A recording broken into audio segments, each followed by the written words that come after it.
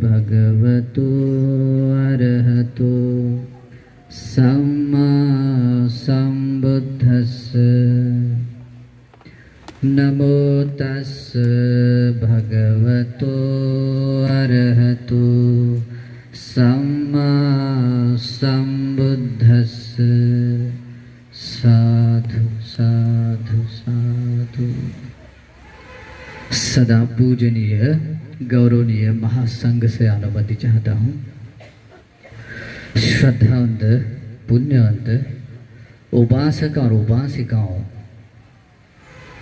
हम सभी का बहुत ही बड़ा सौभाग्य है, पुण्य है कि हम लोगों को इस तरह से कठिन चीवर दान समारोह में सम्मिलित होने का सौभाग्य मिला है। ये सौभाग्य सबको नहीं मिलता है। ये सौभाग्य बहुत कम लोगों को मिलता है, और कम लोगों को तो मिलता ही है, लेकिन संसार में भी बहुत कम समय में वो मिलता है, क्योंकि कठिन चीवर दान हमेशा नहीं कर सकते। जब संसार में तथागत सम्यक संबुद्ध प्रादुर्भूत होते हैं, जब संसार में तथागत का श्रावक संघ प्रादुर्भूत होता है, उसके बाद ही ये कठिन चीवर दान दे सकते हैं। और भगवान भी ऐसे हमेशा ही संसार में नहीं आते। सैकड़ों कल्प बीत जाते हैं, सैकड़ों कल्प बीत जाते हैं, एक सम्यक संबुद्ध भी प्रादुर्भूत नहीं होते। बहुत कल्पों के बाद कभी कभार सम्यक संबुद्ध आते हैं। और जब तथागत सम्यक संबुद्ध अपने धर्म की स्थापना करते हैं, धर्म चक्र प्रवर्तित करते हैं, उसके बाद जब भगवान का श्रावक संघ प्रादुर्भूत होता है, तब जाकर लोगों को ये कठिन चीवर दान देने का मौका मिलता है। तो समझिए और सोचिए कि आप लोगों को जो मौका मिला है बहुत दुर्लभ है, बहुत दुर्लभ है। इसलिए इसको समझना चाहिए, इसका महत्व समझना चाहिए कि आप लोगों को संसार की दुर्लभ बात मिली है। और ऐसे कठिन चीवरदान समारोह में आप लोगों को प्रत्यक्ष अप्रत्यक्ष रूप से सम्मिलित होने का मौका मिला है। अभी मैं आप लोगों को जो धम्म देशना देने वाला हूँ, कठिन चीवर दान के शुभ परिणामों को लेकर दे रहा हूँ। उसको बोलते हैं कठिनानि संस देशना, कठिन चीवर दान के शुभ परिणामों की देशना। तो कठिन चीवर दान, जैसे कि मैंने कहा कि ये दान देना भी बहुत दुर्लभ होता है, सबको देना संभव नहीं होता है। जब तक संसार में भगवान बुद्ध, भगवान का श्रावक संघ है, और वो भी उपसंपदा प्राप्त भिक्खु संघ है, तब तक ही हम कठिन चीवर दान दे सकते हैं। अगर उपसंपदा प्राप्त भिक्खु नहीं है तो हम कठिन चीवर दान नहीं दे सकते हैं। तो आप लोगों के लिए और एक सौभाग्य की बात है कि आपके इस बैतूल नगर में बहुत ही शीलवान गुणवान भांति जी मिले हैं वर्षावास हेतु, और इसी कारण से आपके पुण्य से भांति जी मिले हैं, और ये पुण्य करने का मौका भी आप लोगों को मिला है। इसलिए इसको छोटा नहीं समझना है, बहुत ही बड़ा पुण्य है। इसको आप अंत में समझ पाओगे कि कितना बड़ा पुण्य है, कितना आप दे सकते, ये पुण्य आपको फल देता है।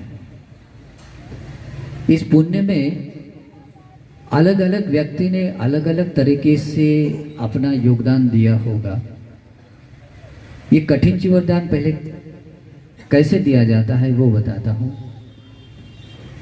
जिस नगर के विहार में या किसी जगह पर, शयनासन की जगह पर, जो उपासक किसी उपसंपदा प्राप्त भिक्खु को याचना करता है, वर्षावास काल के आरंभ में याचना करता है कि बंदे हम लोगों पर अनुकंपा करते हुए इस वर्षावास या वर्षा काल ऋतु में आप हमारे इस विहार में विहार करें, निवास करें।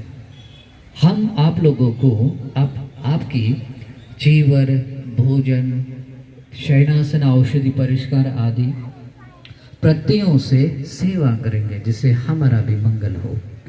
जब इस तरह से याचना की जाती है और वो भांति जी जब उनकी याचना स्वीकार करते हैं, अभी याचना करने में एक पर्सन भी हो सकता है, एक व्यक्ति भी हो सकता है, 2 भी हो सकते हैं, 100 भी हो सकते हैं, लेकिन जितने भी लोग इस तरह से एकत्रित होकर भिक्खु संघ को या भिक्खु को याचना करते हैं वर्षावास हेतु, तो वे लोग ही कठिन चीवर दान दे सकते हैं। वे लोग कठिन चीवर दान देते हैं, क्योंकि रंच मात्र भी क्रोध नहीं। यहाँ तक कि जब उसका जन्म भी नहीं हुआ था, माता के गर्भ में आया था, तो माता को एक दोहद उत्पन्न हुआ था। जैसे स्त्रियों को होता है, दोहद उत्पन्न होता है कि राजा के जो पैर यानी कि जो थाई है उससे निकला हुआ खून उसको पीना है करके। तो इसका निमित्त ये था कि आपका पुत्र जो जन्म लेगा वो आपकी हत्या करेगा।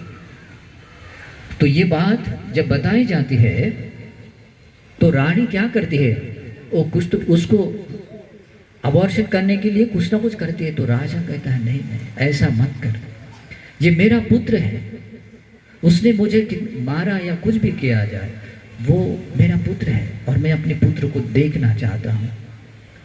ये माता पिता ऐसे ही हुआ करते हैं। ये माता पिताओं का एक स्वाभाविक गुण है जिसमें अनंत प्रेम होता है। आप लोग भी माताएं बने हैं, पिता बने हैं, पुत्र के प्रति कैसा प्रेम होता है। और अपने पुत्र को लेकर हम कितना स्ट्रगल करते हैं, कितना दुख सहते हैं, फिर भी हमारे प्रेम में कोई कमी आने नहीं देते। ये उपेक्षा भाव है।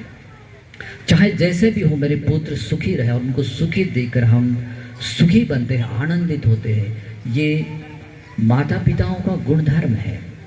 ऐसे अनंत गुणवान श्रोतापन्न एक पिता को वो मार देता है, हत्या कर देता है।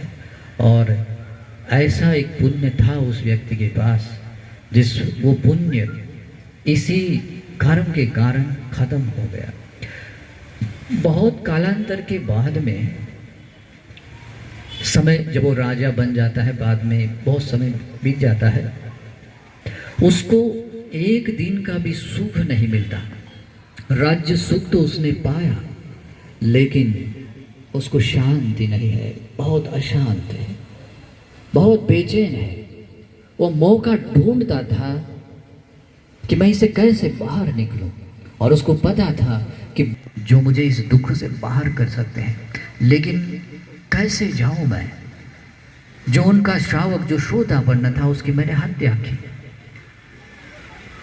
तो एक मौका ढूंढते समय एक दिन आता है, और वो शायद उपोषित दिन था, और जीवक जो वैद्य था उसके अनुशासन से, गाइड से वो भगवान के दर्शन हेतु आता है। भगवान के दर्शन करने के बाद वो सामान्य फल सूत्र दीर्घ निगाह में दूसरा सूत्र है, बहुत सुंदर सूत्र है, अद्भुत सूत्र है। एक बार पढ़